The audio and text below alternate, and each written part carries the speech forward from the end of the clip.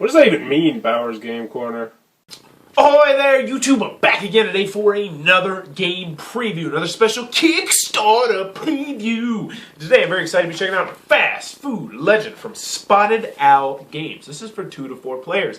Ages, I'd say about 12, 13 and up. And it'll take you about 90 minutes to play. And in Fast Food Legends, you're going to be transported back to the 1940s, back before fast food really started, and you're going to be the guy that's at the forefront trying to make all that money in this thematic game where you're going to be buying fast food franchises, selling chicken, buying vegetables, doing all sorts of stuff, trying not to be the poorest player, and in fact, trying to make it rain on your fellow players.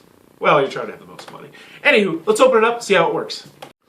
Alrighty then, we're going to take a look at what you're going to get inside of Fast Food Legend. First and foremost, I want to mention this is the promotional copy I have in front of me. The copy that you're going to get is going to look much nicer. It probably won't have a rule booklet that's like this. You're going to have special dice that are the right colors that they need to be, and special cubes to keep track of various different things.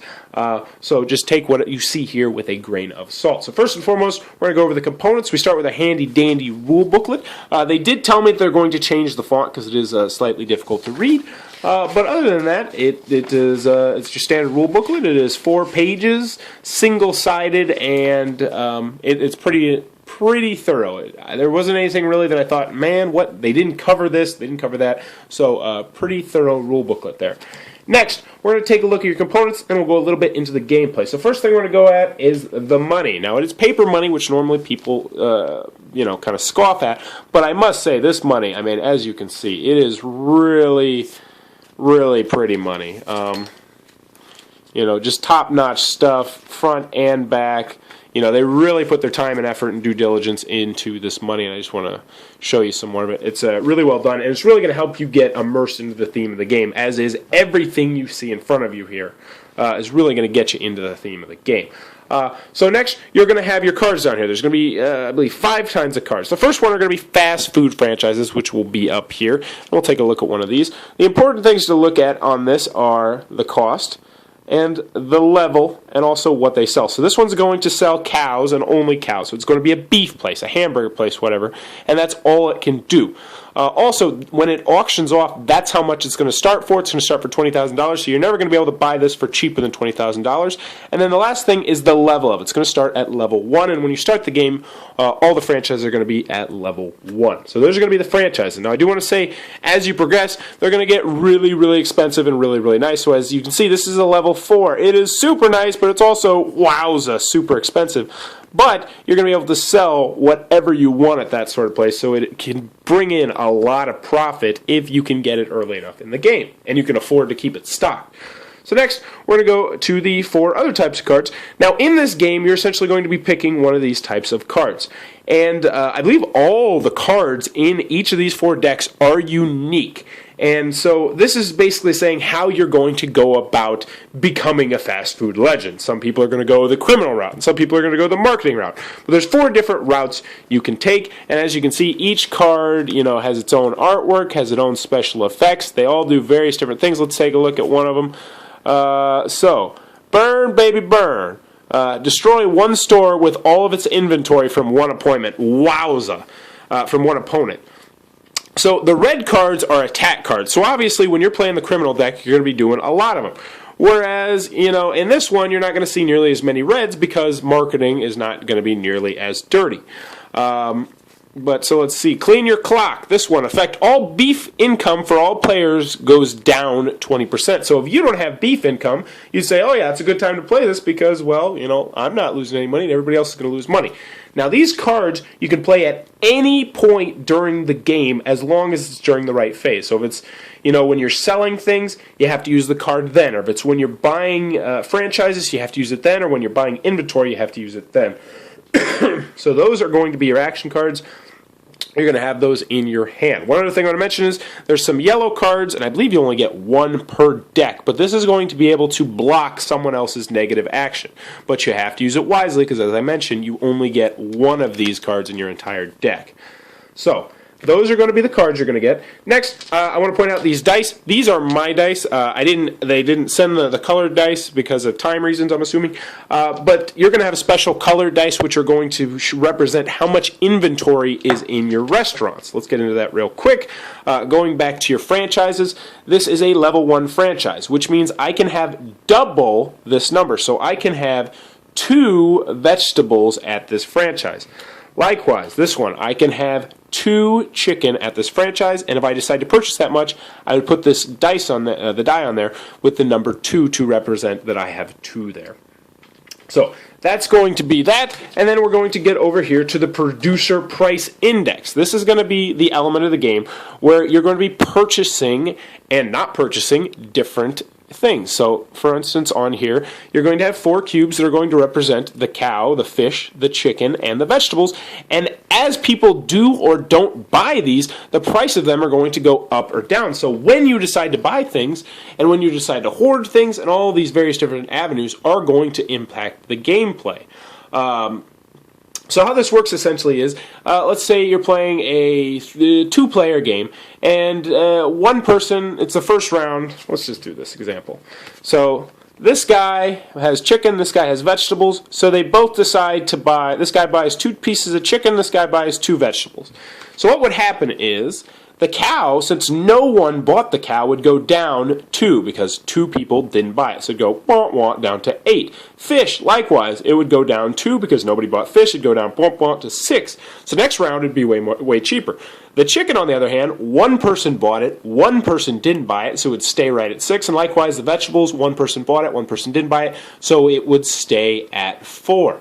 So this is going to be very, very important because, you know, let's just say for like 3 straight rounds, nobody buys fish and fish is down to 1. You're like, man, I really need to get a fish joint because I can make a lot of money purchasing a fish joint and selling fish out of it. So I believe that's actually all the components you're going to get in the game. So real quick, we'll go over the gameplay and how it works. So the first thing you're going to do is you're going to start off with, I believe it's $100,000, and you probably want to break it up in smaller increments. And then you're going to pick one of the 4 decks on how you're going to play. So we're going to pretend we have a 2-player game. So one's going to pick marketing, one's going to go criminal. Now these 2 are actually going to stay out of here because later in the game, which we'll get into in a second, you're going to be able to trade some of your cards for the top card off of this deck. So next, you're going to buy franchises. Now, how you buy the franchises in, you're going to start off with 1 more franchise out than there are players. So in a 2-player game, we'd have 3 franchises out. In a 3-player game, we'd have 4, so on and so forth. Now, the franchises are going to be set up so you start at the bottom. You're going to have a really crummy franchise. You're not going to start off with like a $100,000 one that does all this cool stuff. No, so essentially, the first round, you're just going to be deciding, oh, do I want vegetables, do I want chicken, or do I want beef or whatever. And the most likely way you're going to do that is looking at the cards in your hand. So one might say, oh, you get 50% income on chickens or something. You'd say, oh, I want that extra income, so I'm going to try and get this chicken one. So the auction phase works as such. The first player is going to pick which one they want to start bidding on. People are going to bid. The person with the highest bid is going to win that and pay their money to the bank. Now, the second player is going to get their choice of the leftovers. And the thing is, you can only purchase 1 franchise a round. So if you're the second player in this example, you're going to get it for $20,000 no matter what. So it balances out there like, oh, I didn't get the one I really wanted, but at the same time, I'm going to get one for a lot cheaper. So you're going to have to decide which way you want to do that. So next, you're going to purchase inventory, and we touched on this real briefly earlier, so I won't go too much into it. So let's say this guy bought the chicken, this guy bought cow, so essentially the chicken and the cow are going to stay the same because 1 person bought it, 1 person didn't, and then the fish is going to go down 2, and the vegetables are going to go down to 2, and you're going to have cubes, colored cubes, to represent which ways that do that. Also, since they both bought it, they will both get special dice that will go onto their franchise and symbolize how much they have on there. Now, you can always have double of it, no more than double. So I could never have 3 chicken on this thing. Another thing I want to mention is you're going to be able to get more franchises, up to 5 franchises. But if I have a chicken joint here and then a chicken joint over here, I can't share this chicken with my other chicken joint. They are independent on where you place them. So, next you're going to draw 1 additional card into your hand. because as I mentioned, you're going to have cards in your hand. And then you're going to trade. Now, the trading phase is a really interesting aspect to the game because you can trade other players and you can trade anything you want aside from your franchises, I do believe. Or, if you're playing with less than 4 players, you can trade for the top card off of one of these decks. It's going to be a completely random card, but if you have a card in your hand you don't want, like say I'm not going to do this one, you can just discard this one and take either the top card off of blue or green. So you say, I'm going to take this card. Oh, I'm happy with it. But then you're going to say, you know what, I want the top card off of blue as well, so you can trade that one, and then you can do that one. No one can block that. You can't, however, take 2 cards off this one, 3 cards. You can't just continue doing it from the same deck until the next trade phase. So you can do 1 off of each of the piles. Also, you can trade with other players. Next, you're going to sell your inventory. And your inventory are these dice that are on the franchise. You get $25,000 per inventory that you sell. And so this one, you can sell it, you can make your money, and then you are going to figure out the first player turn order, which is whoever has the highest level of franchises. So this guy, let's pretend one guy has, you add up all these numbers, one guy has 4, the other guy has 5. Whoever has the highest order is going to go first. If there is a tie, you roll the dice. However, after a couple of rounds, there normally isn't a tie too many times. So you're going to determine the first player, you're going to add more franchises, you're going to keep buying franchises until you can no longer upgrade your franchises because they're all at the best. Then you're going to see who has the most money, and whoever has the most money is going to be the winner of Fast Food Legend.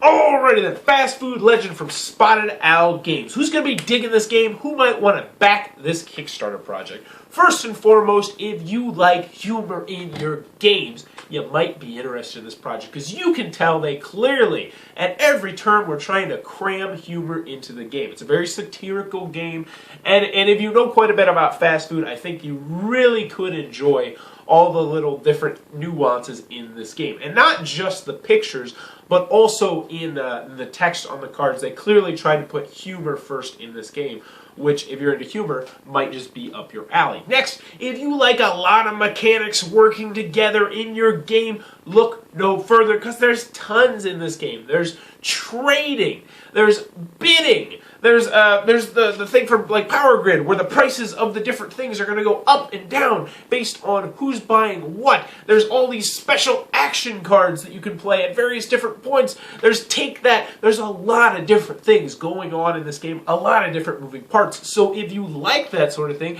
this might just be for you. Last but not least, if you like games that are very thematic, this game is incredibly thematic.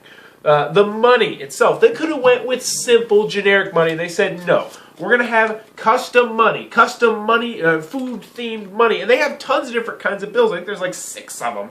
And you can tell they just cram the theme into that. All the cards, I'm pretty sure all the cards are unique in the game. There's like over 100 unique cards, not just the franchises, but also the different action cards that you're going to have in your hand. So every card you get, it's going to be like a new thing they haven't seen before, and they crammed all the theme into that. It is a very, very heavily thematic game. So, if any of those sound like something you might be interested in, check out the Kickstarter link below and make it rain on them. Make their dreams come true. Make Fast Food Legend a reality. If you enjoyed this video, please be sure to click on the subscribe link down below, and also post in the comments below, what's your favorite fast food restaurant? For me personally, Taco Bell in Boston Market. Can't get enough. Well, I like Taco Bell when I'm not sober, and I like Boston Market when I am sober, but I'm sure you can mix that up either way. But post in the comments below, and as always, thanks for your time, YouTube.